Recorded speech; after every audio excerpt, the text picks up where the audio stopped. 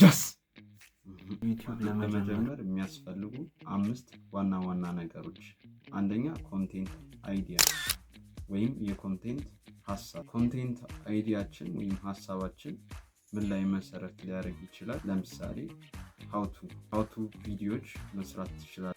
ሰዎች ያላቸውን ችግር የሚቀርፍ አይነት ቪዲዮዎች ሊሆኑ ይችላሉ። ለኤዱኬሽናል ቻናሎች በዚህም ዩቲዩብ ቻናል ልንለቅ ያሰብነው እንደዚህ አይነት ኤዱኬሽናል ቱቶሪያል ቪዲዮዎችን ነው። ሁለተኛ ሪያክሽን ቪዲዮዎች ልሰሩ ትችላላችሁ።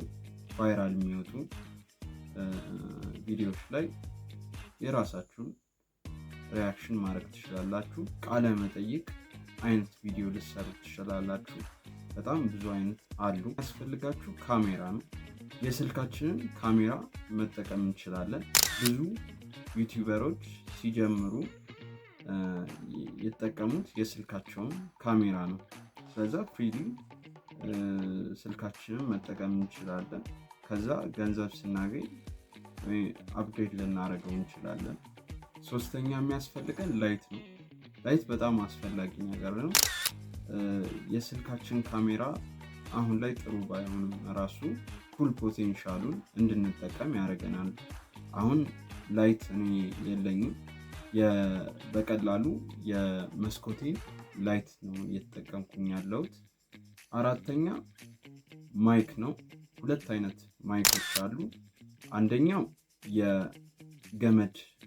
በገመድ የሚመጣ ገመድ ያለው ማይክ ሲሆን ሁለተኛ ደግሞ ያለ ገመድ ወይም ዋየርለስ ማይክ የምንላቸው ነው።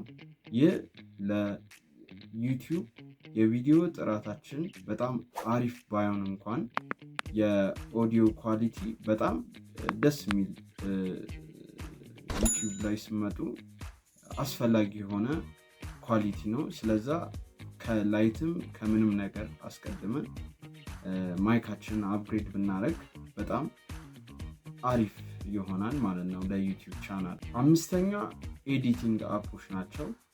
ለኤዲቲንግ አፖች ካፕከት መጠቀም እንችላለን። በጣም አሪፍ ሶፍትዌር ነው፣ እሱን መጠቀም እንችላለን። ከዚህ ሁሉ ግን በጣም የሚያስፈልገው ነገር ኮንሲስታንሲ ነው። ኮንሲስታንሲ ማለት በየሳምንቱ ዩቲዩብ ቻናላችን ላይ አንድ ቪዲዮ መልቀቅ። በቀጣይ ሳምንት እንዴት ማይክ እና ላይት እንደምንሰራ ቪዲዮ እሰራላችኋለሁ።